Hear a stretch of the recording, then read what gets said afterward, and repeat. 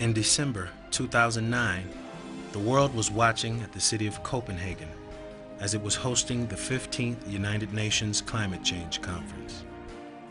Both the peoples of the developing and the developed countries were equally eager to hear the decisions coming out of the conference, because it was decisive either to safeguard or destroy the earth. Thinking of the upcoming tough decisions and negotiations on the climate conference, every country was able to send its delegates to Denmark with a dense duty. Africa, on its part, for the first time in history, was preparing to negotiate as one team with one voice on this historic climate summit. Prior to leaving for Copenhagen, the African team of negotiators, led by the late Ethiopian Prime Minister Mles Zenawi, had received a warm farewell at the National Palace. As a voice of the continent, Mles had to listen to the heartfelt message of 1 billion Africans.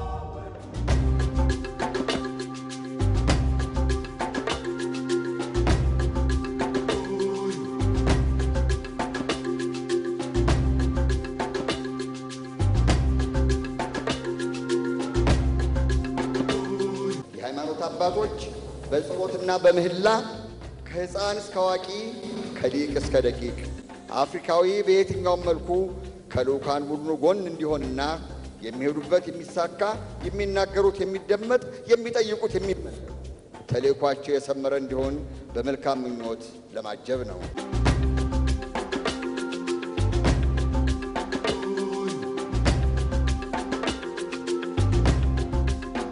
እኛ ሚሊዮን ቢሊዮን ሆነን ከአፍሪካ ምድር እንጮሃለን። አብረን ተባብረን ድምጻችንን እናሰማ።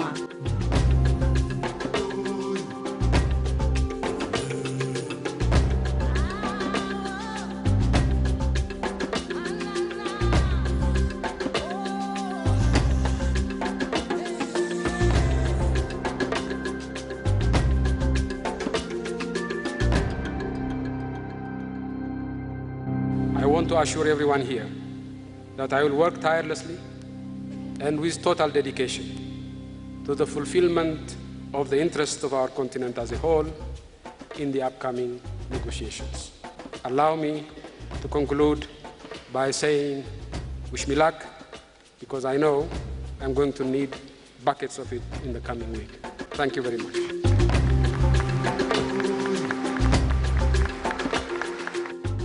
On the eve of the conference, the whole world was watching Copenhagen, and Africa was watching Mles Zenawi.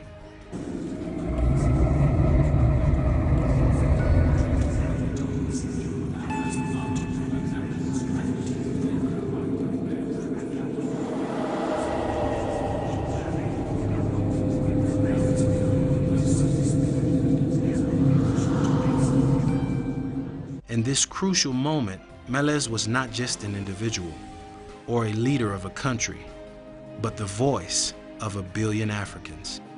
Guided by the popular principle, unity is strength, Mles proposed the idea of speaking with one voice in a series of meetings held before the conference. He suggested that, look, in the summit of January, the continent, the entire world is focusing on climate change. Climate change is here. We Africans, we are many, we have the question of numbers, which we can use to negotiate better. He suggested the heads of state that we should speak with one voice. It was his idea. Mles strongly believed that Africa can be heard on any world stage if it voices itself as one unit. He knew that the continent had remained voiceless and had suffered enormously in similar events for failing to stand together. And this failure was not to be repeated in the Copenhagen Climate Change Conference. Mles knows very well the tragic damage that climate change has caused in Africa. The recurrent droughts, seasonal flooding, hunger and famine, which claim thousands of lives across the continent, are the results of climate change. Studies indicate due to climate change, Africa will lose 2/3 of its cultivable land. Agricultural productivity will decline by half. 250 million people on the continent will face a shortage of drinking water. Its major towns will be affected by flooding. Infectious diseases like malaria will spread spontaneously. Desertification, drought, and hunger will increase sharply by 2020. Therefore, for Mles, losing at the Copenhagen Climate Conference was equivalent or worse than these disasters. And this is the dominant rationale behind African leaders unanimously appointing Mles to represent the continent at the climate conference. The decision was taken in July to confirm the committee of the heads of state. And then December, we were in Copenhagen negotiating as one team.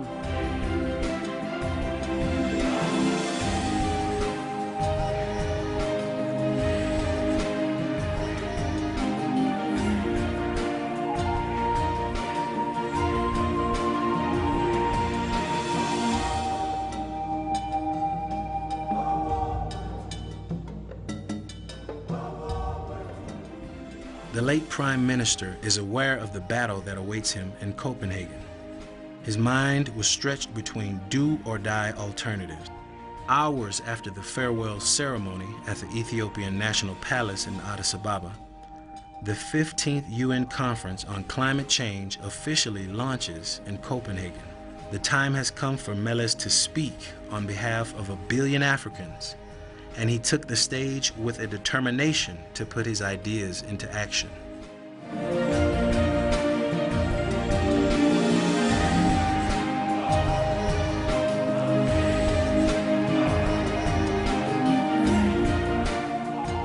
It gives me great pleasure to welcome to the conference His Excellency Mr. Mles Zenawi. You have the floor.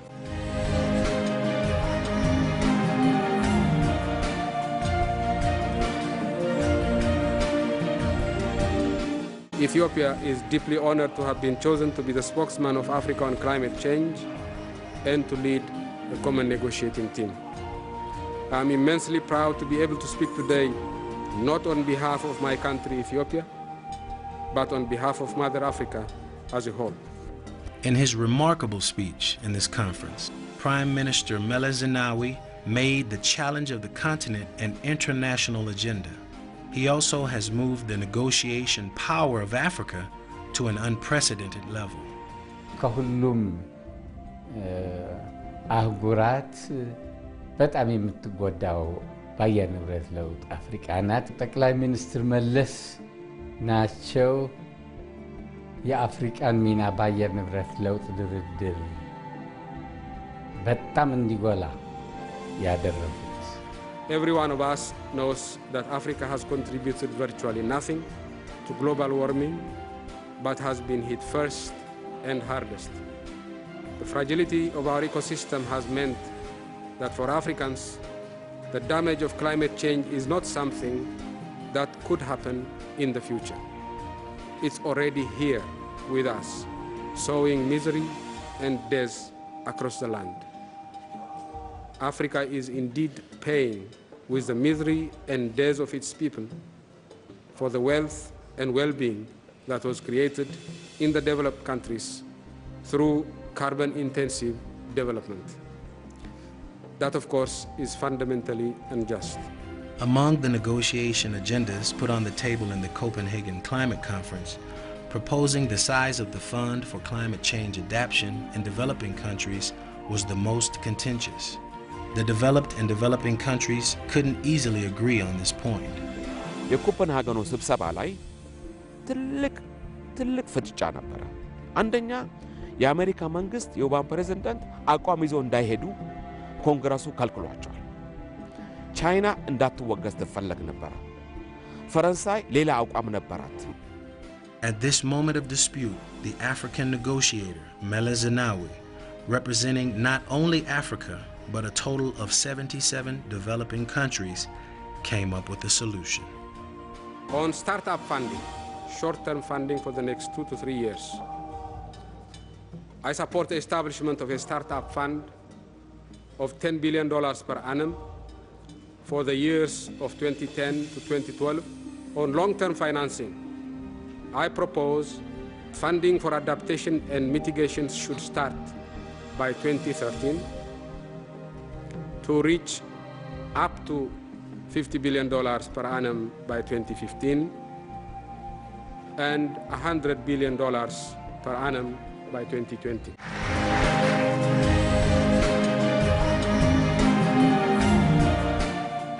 Nice to see you. Good to see you. You have been working so hard.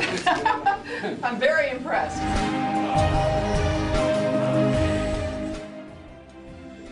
In this way, Prime Minister Mles Zenawi proposed the popular figure of $100 billion, which world leaders had been discussing since 2009 as compensation to developing countries for the damage caused by climate change. By this proposal, he helped to narrow the differences between the negotiating parties and facilitated an acceptable agreement.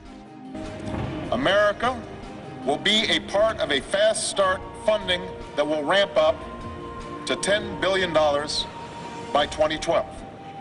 We will engage in a global effort to mobilize $100 billion in financing by 2020.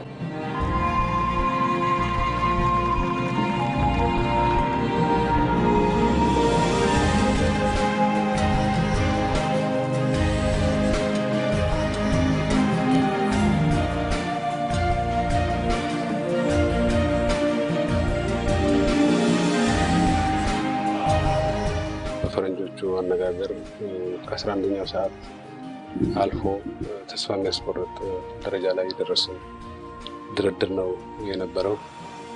በስተመጨረሻው ግን እንደምንም በተሳካ መልኩ ለመቋጨት ተችሏል። በዚህም አፍሪካ እና ኢትዮጵያ ተጠቃሚ እንደሚሆኑ ጥርጥር የለኝም። በብቃታቸው የተነሳ ወደ ኮፐንሃገን ከመምጣታቸው በፊት ወሳኝ የሚሏቸውን መንግስታት ቀደም ብለው አነጋግረው በመቆየት በኮፐንሃገን ይገኛል ተብሎ ተገምቶ ከነበረ እናቀርባለን የሚለው የለሙ ሀገሮች ቃል ከፍ ብሎ ነው የተገኘው። አፍሪካን ይወክላል የተባለው ቡድን አዲስ አበባ ተሰብስቦ በነበረበት ወቅት ከተቻለ 60-70 ቢሊዮን ድረስ ለአፍሪካ መጠየቅ አለበት። ካልተቻለ የመጨረሻው ምን ጠይቀው ከ18 ቢሊዮን እስከ 23 ቢሊዮን አካባቢ ነው ምን ጠይቀው የሚል ሐሳብ ነው አቋም ነበር የተወሰደው ውስጥ አቋም። በዚህ ላይ በመመስረት እኔ ያቀረብኩት ሐሳብ ለአፍሪካ ከ30 እስከ 40 ቢሊዮን ዶላር ያስገኛል ተብሎ የሚገመት ነው። Talking to one point on the continent, talking to one point globally was a big achievement, and this was Mles. If he was not there, we wouldn't have managed. And I want also to take this opportunity to pay tribute to you, Mr. Prime Minister, because you have been in several cases our spokesman, our spokesperson. In the G8, the G20, today in the climate change, and we do appreciate the sacrifice you're making in order to represent the whole continent, to have, to speak with one voice in difficult issues such as climate change. And I admire the way you treat these questions. ኮፐንሃገን ላይ የተባለው 100 ቢሊዮን እንዴት ይገኛል? 100 ቢሊዮን መጠኑ ይቀመጥ እንጂ በምን መንገድ ከየት ይመነጫል የሚለው ነገር አልታወቀም ነበርና የዩናይትድ ኔሽን ጀነራል ሴክሬታሪ ባንኪሙን የኢትዮጵያ ጠቅላይ ሚኒስትር ክቡር መለስ ዜናዊንና የኖርዌይን ጠቅላይ ሚኒስትር ሁለቱን አጥንተው እንዲያቀርቡ ካንኩን ላይ ተብሎ ነበር። ፕሪሚየር ሚኒስትሩ ኢትዮጵያ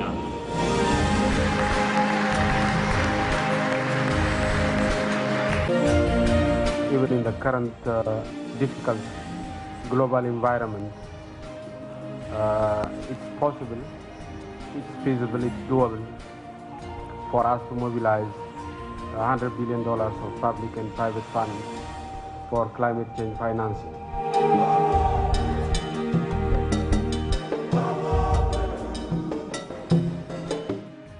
The 17th Climate Change Conference was held in Durban, South Africa in November 2011. In this conference, too, Africa was represented by the late Prime Minister Mles Zenawi. In COP17, the key point of negotiation was about extending the Kyoto Protocol for another 5 years. The Kyoto Protocol is the only regime available to combat climate change, and it was due to end in 2012. Ending this protocol would be devastating for Africa. Therefore, Mles had to fight bitterly for its extension. ይሄንን ፕሮቶኮል ብዙ ሀገሮች ሲቀላቀሉት ዩናይትድ ስቴትስ ወይም አሜሪካ አልተቀበለችም፣ ከመጀመሪያም አልፈረመችም። የኮቶ ፕሮቶኮል የሚጠብቀው በብዛት የሚፈለገው በአፍሪካ ህዝቦች ሆኖ እያለ በአፍሪካን ሶይል ወይም በአፍሪካ መሬት ላይ ይቀበራል የሚል አቋም ይዘው ነበር እየገፉ ያሉት። ስለዚህ ይሄንን እንዳይሆን ከሞተም ሌላ አህጉር ውስጥ ይሞት እንጂ አፍሪካ ውስጥ መሆን አይገባውም በሚል ምክንያቱም ከማንም በላይ የሚጠብቀው አፍሪካ ነው። ስለዚህ የነሱ ከለላና ጠባቂ የሆነውን ሰነድ በነሱ አፈር ላይ ሲቀበር ማየት ሲሞት ማየት የህሊና ይሞራል እንትን አይሰጥም።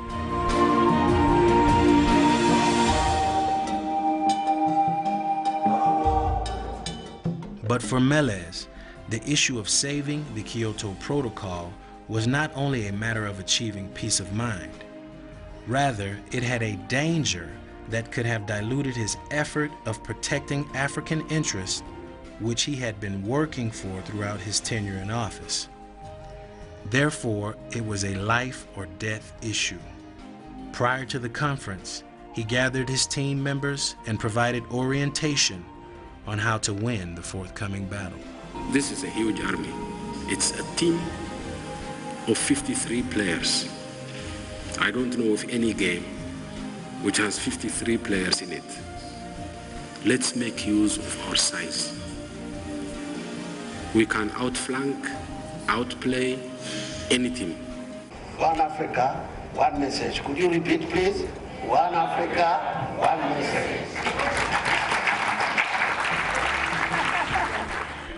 In South Africa, COP17, there, the most important, what I would call like an agreement on climate change, which we have been negotiating, was going to collapse.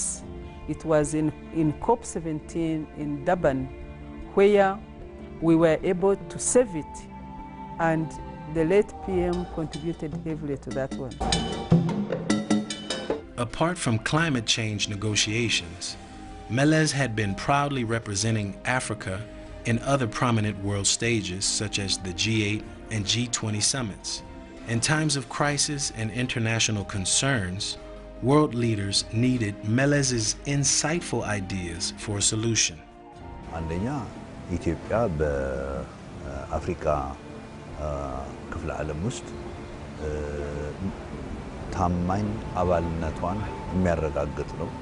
ሁለተኛው ጠቅላይ ሚኒስትራችን የአፍሪካን ፍላጎቶች ሙሉ በሙሉ በመወከል በዚህ መድረክ ላይ እና በሌሎች መድረኮች ላይ በተወከሉበት መድረኮች ላይ የአፍሪካን ፍላጎት እንዲረጋገጥ አበርትተው እንደሚሰሩና ውጤታማ የሆነ ተግባሮችን እንደሚያካሂዱ አፍሪካም ከፍተኛ እምነት በኢትዮጵያ ላይ እንዳሳደረ የሚያሳይ ጉዳይ ነው። His ability to manage the relationship with the big powers, create space for African ideas. When he's in the platform representing Africa, everybody listens and respects it because what he says is coherent, intelligent, and insightful.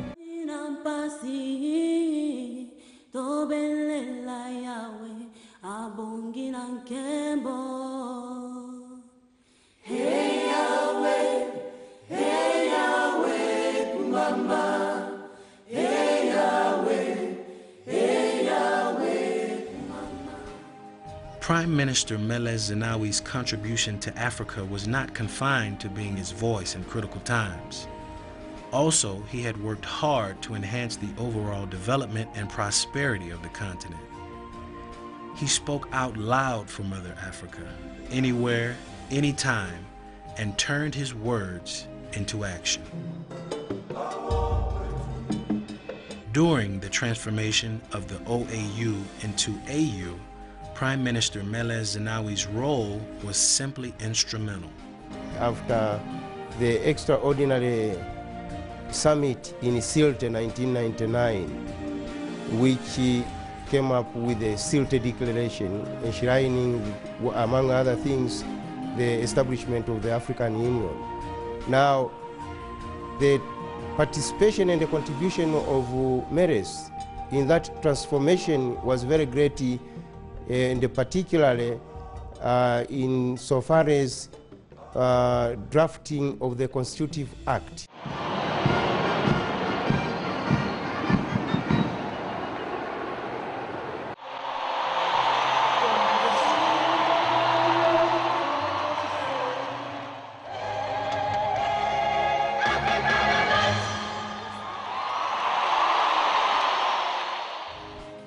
After the transformation, the question on the table was how and when the continental organ should move to political integration. However, the answers were not easy and had created differences among African leaders. The team led by Prime Minister Mles Zenawi argues in favor of gradual and natural integration, while the group led by the late Libyan leader Muammar Gaddafi was saying the integration of Africa must come today or tomorrow. የአፍሪካ ዩኒየን ሲባል መላውን አፍሪካ የሚያስተዳድር አንድ መንግስት፣ መላውን አፍሪካ የሚያስተሳስር አንድ ኢኮኖሚ፣ በሌላ አነጋገር ዩናይትድ ስቴትስ ኦፍ አፍሪካ የሚል አስተያየት ያላቸው ሰዎችም አሉ። በኔ ግምት ጊዜው አይደለም። አንድ መንግስት፣ አንድ ኢኮኖሚ፣ አንድ ሀገር መሆን የሚቻል አይደለም። Through the wisdom of Mles, along with the others, the Benjamin Mkapa of Tanzania by then, and the like-minded, they said that no, we shouldn't rush. Let us go step by step to reflect the realities on the ground. The late Prime Minister Mles Zenawi firmly argued that the political integration of Africa should come through time. And economic integration has to come first through interconnecting neighboring countries with infrastructure and by strengthening regional economic communities. To realize his ideas of integrating Africa naturally, Mles started the homework through connecting his country with Kenya, Sudan, South Sudan, and Djibouti with road and power infrastructure.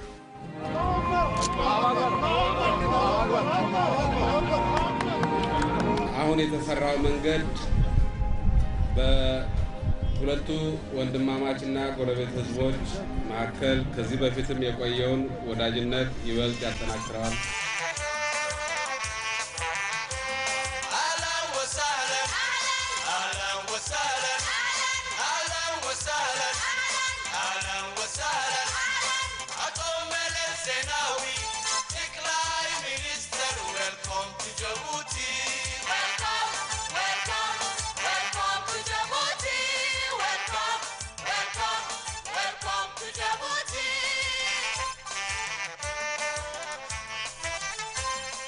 We are more than ever convinced that we in the region swim or sink together. We are determined to make sure that we swim together rather than sink together. That requires that we integrate our economies and make the best of each other's potential. This in turn requires that we intensify infrastructural links as a first step in regional integration.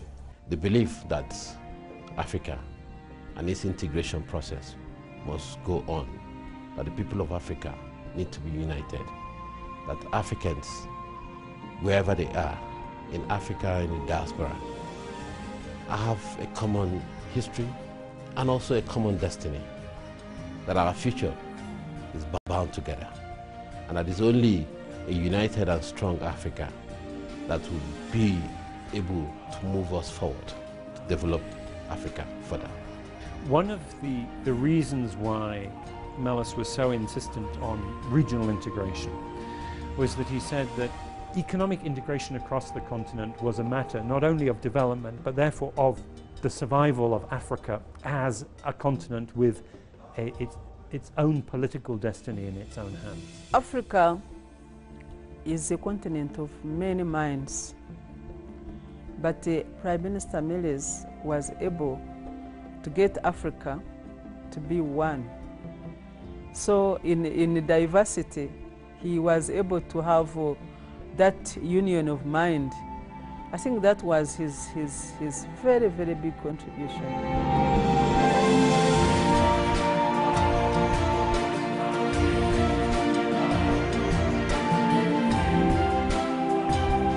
He believes in the building of strong institutions that will help further the cause of governance on the continent. And that has become for us a major issue. We think that Africa, 50 years after the formation of the African Union, we require to begin to build strong institutions. Mles was very important in the leadership of NEPAD, the New Partnership for Africa's Development, in making sure that that was one of the core African Union activities.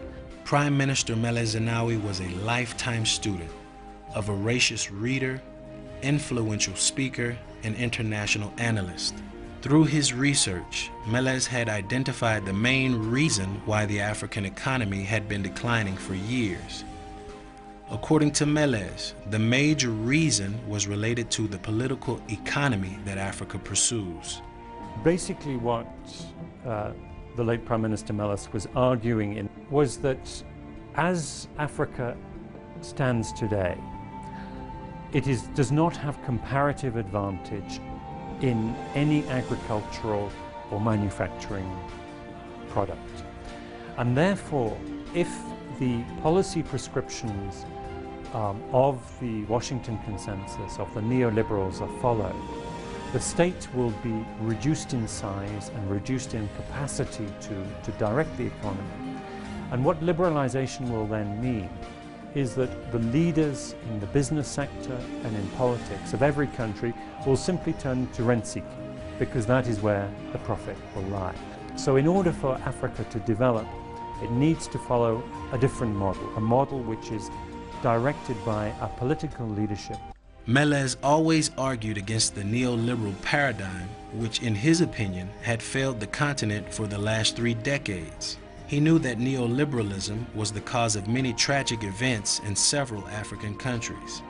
Those who have followed the neoliberal ideology, the International Monetary Fund and World Bank's Structural Adjustment Program, have paid a long-lasting economic price.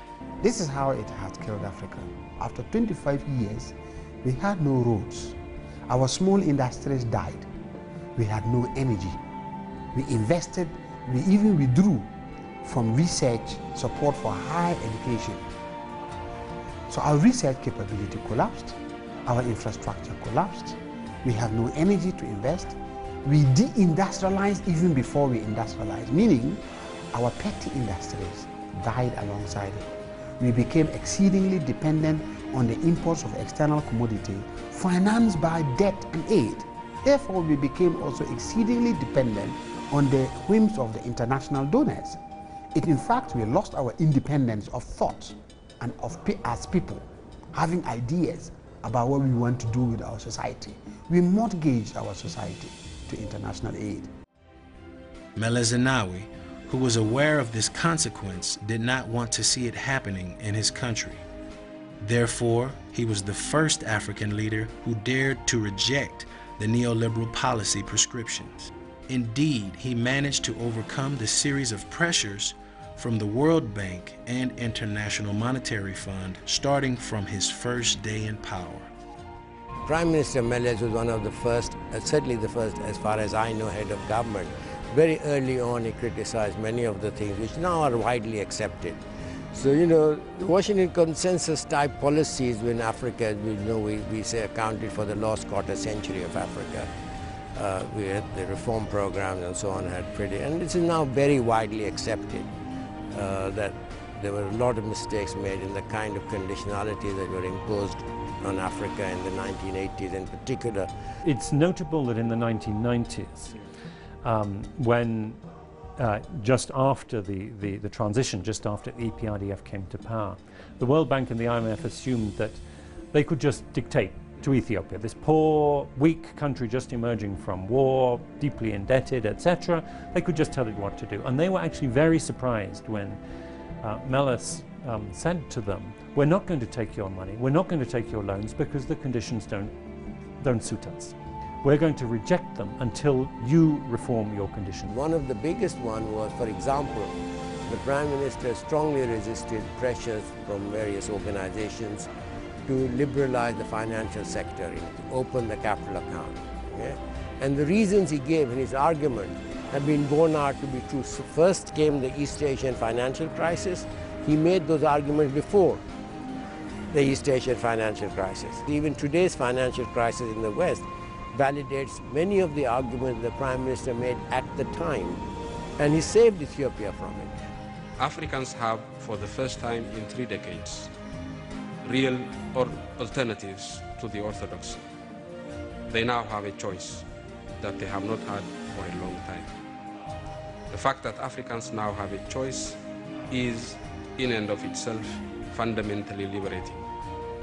Above and beyond that, Africans now have a real chance to chart a new course of development, one that incorporates best practice elsewhere and is capable of generating fast growth and transformation. Prime Minister Mles openly stated that Africa needs a paradigm shift away from neoliberalism to a homegrown and more progressive ideology, the democratic developmental state. Mles, who was the first initiator of this idea, pushed relentlessly for African states to pursue this model of development. አቶ መለስ ዲሞክራሲያዊ ልማታዊ መንግስት በአፍሪካ ውስጥ መፍጠር ይቻላል። The African state has to be reconstructed. መገንባት አለብን። መንግስት የሰራተኛ ብዛትና አቅም ሳይሆን አቅም ያለው መንግስት ከሌለ፣ ብቃት ያለው መንግስት ከሌለ፣ ችሎታ ያለው መንግስት ከሌለ ልማትም አይጀምርም፣ ሰላምም አይኖርም። State is the center of all the movement.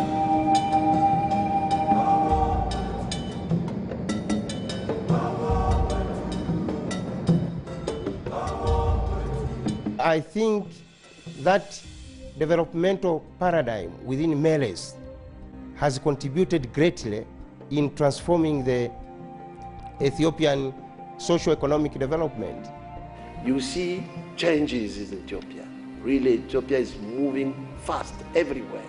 The city of Addis Ababa has been drastically transformed. In Ethiopia, his leadership of this country brought millions of people out of poverty, improved the quality and standard of living of the country, even at a time when the rest of the world was suffering from global economic recession. Ethiopia's economy continued to grow.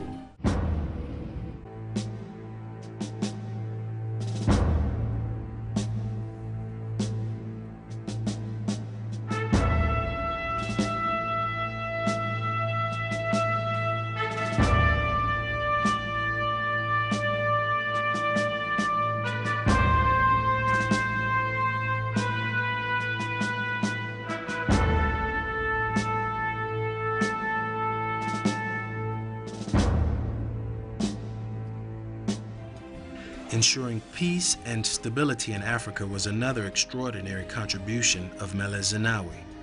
He deployed significant numbers of peacekeeping forces in Congo, Liberia, Somalia, and Abyei at different times, because he believed African problems should be solved by Africans themselves.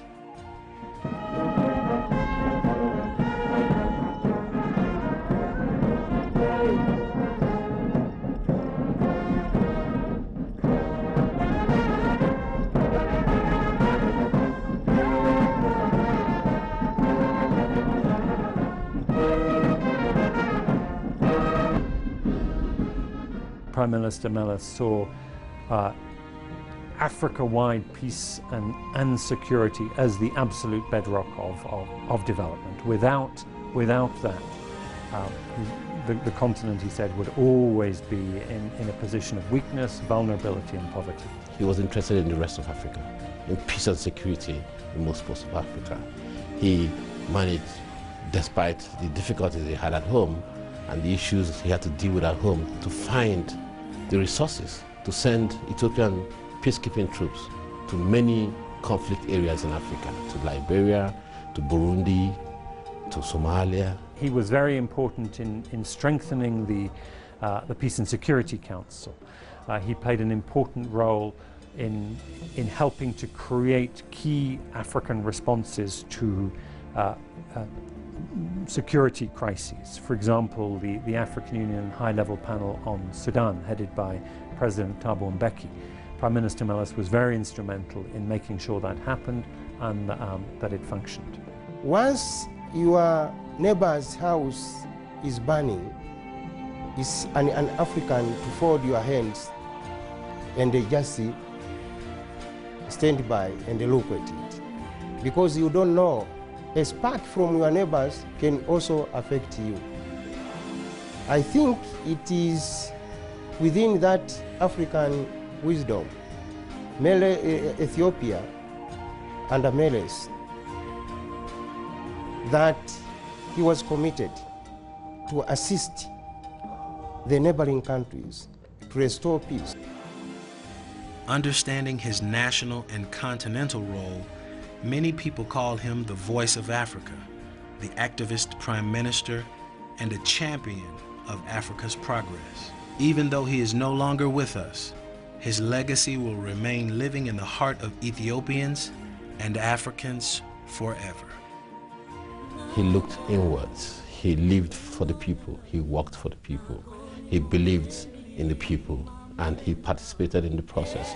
And as such, we think that African leaders need to emulate some of these very special qualities, especially in ensuring that at the end of their tenure, they leave lasting legacies for the people.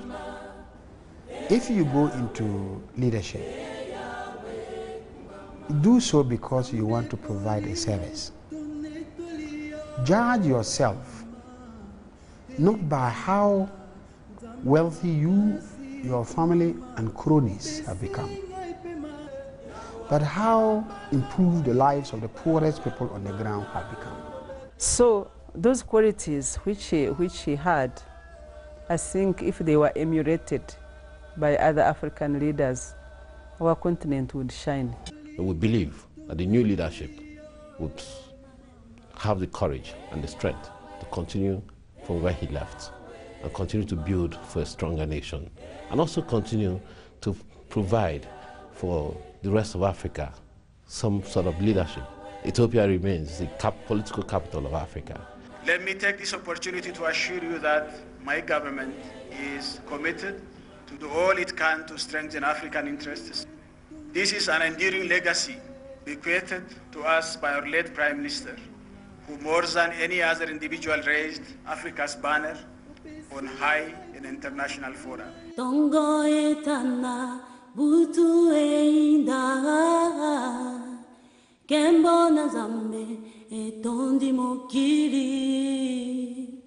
Zambe bolingo, zambe nangu ya